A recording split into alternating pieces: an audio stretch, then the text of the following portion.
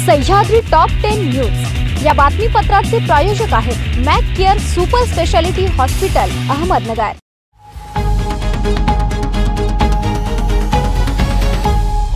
नमस्कार, मी साक्षी न्यूज 24 सह्याद्री मध्ये तुमचं स्वागत।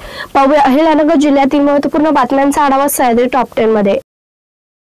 सोनई रावरी रस्त्यावरील वंजारवाडी बसस्थानक चौकात काल दुपारी 3 वाजता एक भरधाव दुचाकी वाहनाने दुचाकीला जोराची धडक दिली। या अपघातात दुचाकीवरील ब्राह्मणी येथील वडील व मुलगी जागीच ठार झाले। त्याच दुचाकीवरील आई व मुलगा सुदैवाने बचावलेत। राहुल नवनाथ पाटोळे, रिया राहुल पाटोळे अशी मृतांची नावे आहेत। सोनाली राहुल पाटोळे व चैतन्य राहुल पाटोळे अपघातात वाचलेत। मृत राहुल पाटोळे धनगरवाडी येथे पत्नी व 2 मुलांसह सासूरवाडीला गेले होते। स्थानिक स्वराज्य संस्थेच्या निवडणुकीचे बिगुल वाजल्याने संपूर्ण महाराष्ट्रात राजकीय वातावरण तापलं असताना राहता नगर परिषदेच्या आगामी निवडणुकीसाठी इच्छुक असलेल्या भावी नगराध्यक्ष आणि नगरसेवकांनी मतदारांपर्यंत पोहोचण्यासाठी दीपावली सणाचा मुहूर्त साधला। नोव्हेंबर मध्ये नगर परिषद निवडणुका होणार असल्याने उमेदवारीसाठी उत्सुक असलेल्या इच्छुकांनी मतदारांना खुश ठेवण्याच्या प्रयत्नात दिवाळीतील फराळ वाटप, किराणा साहित्य वाटप आणि सदिच्छा भेट सत्रांवर भर दिल्याचं चित्र सध्या राहत्यात दिसत आहे।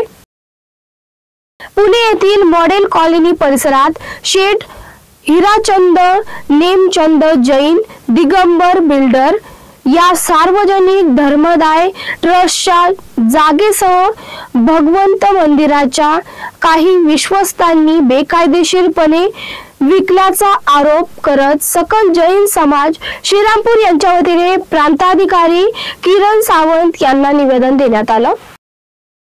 15 वर्षीय मुलगी घराबाहेर गेल्यानंतर परत न आल्याची घटना शनिवारी उघडकीस आली।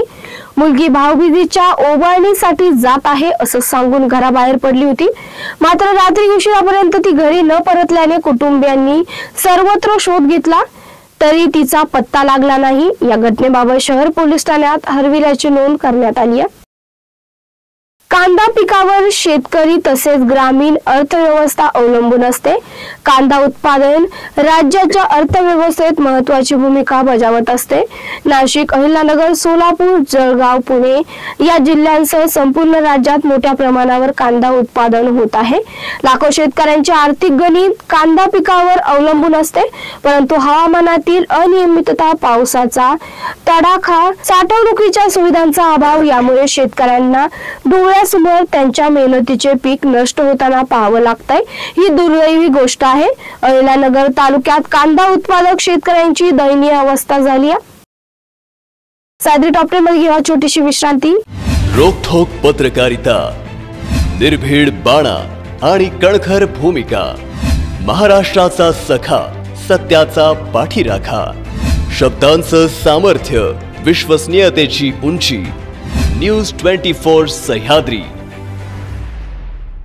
विश्रांतीनंतर तुमचं पुन्हा एकदा स्वागत। पाहूया पुढील बातम्या। दिवाळी निमित्त गावी असलेल्या नागरिकांना परतीचा प्रवास सुरू झालाय।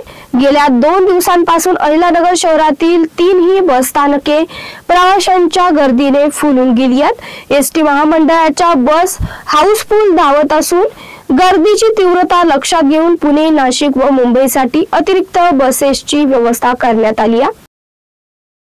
गेल्या 3 ते 4 दिवसांपासून अखंड पडणाऱ्या पावसाने श्रीरामपूर तालुक्यातील शेतकरी अक्षरशः हवालदिल झाला। अतिवृष्टीच्या पावसाने उरले सुरले खरीपाचे पीक संपले असून रब्बी हंगाम ही लांबणीवर पडण्याची शक्यता आहे। पेरायचं कसं आणि पिकवायचं कसं या प्रश्नाने बळीराजा पुन्हा एकदा चिंतेच्या भोवऱ्यात सापडलाय। कानून पठारावर पारनेर महसूल मंडळातील शेतकऱ्यांना नुकसान भरपाई मिळावी या मागणीसाठी बाकप व किसान सभेच्या वतीने पारनेर तहसील कार्यालयासमोर ठिय्या आंदोलन करण्यात आलं। तालुक्यातील कानून पठार व पारनेर महसूल मंडळ अतिवृष्टीचा तडाखा बसला होता। सरासरी पर्जन्यमान अधिक असताना प्रशासनाने या मंडळात कमी पाऊस झाल्याचा अहवाल दिलाय। अहिल्यानगर जिल्हा हा काँग्रेस विचारांचा बालेकिल्ला राहिलाय। सतत भूलथापा देऊन आणि जातीवाद करून सत्तेवर आलेल्या महायुतीच्या पक्षांचे खरे रूप जनतेला कळलं आहे। यामुळे सर्वसामान्य जनता, नागरिक, युवक व महिला यांच्यामध्ये सत्ताधाऱ्यांविरुद्ध मोठा संताप निर्माण झाला असून काँग्रेसला अनुकूल वातावरण आहे। जिल्हा परिषद, पंचायत समिती व नगरपालिकेच्या निवडणुका काँग्रेस पक्षाने स्वबळावर लढाव्यात अशी एकमुखी मागणी जिल्हा काँग्रेस पदाधिकाऱ्यांच्या बैठकीत करण्यात आली। त्यामुळे आता काँग्रेस पक्षाचे ज्येष्ठ नेते व माजी महसूल मंत्री बाळासाहेब थोरात काय निर्णय घेतात याकडे सर्वांचं लक्ष लागलंय। मान्सून परतला असला तरी अवकाळीची बरसात सुरूच आहे। मुळा धरणात नव्याने पाण्याची आवक सुरू असल्याने नदीपात्रात 500 क्युसेकने विसर्ग सोडण्यात येतोय। 2022 नंतर म्हणजेच 3 वर्षांनी ऑक्टोबर अखेरीस नदीपात्रात मुळा धरणातून पाणी झेपावत आहे। दरम्यान 5 वर्षांनंतर यंदाच्या मोसमात मुळा धरणातून आतापर्यंत तब्बल 16,703 दशलक्ष घनफूट पाणी जायकवाडीच्या दिशेने वाहिले। सह्याद्री टॉप 10 मध्ये इथे संपलं। तुम्ही पाहता news 24 Sahyadri. Sahyadri top 10 news या बातमीपत्राचे प्रायोजक होते Mac care super speciality hospital, Ahmednagar. शब्दांचं सामर्थ्य, विश्वसनीयतेची उंची। न्यूज 24 सह्याद्री।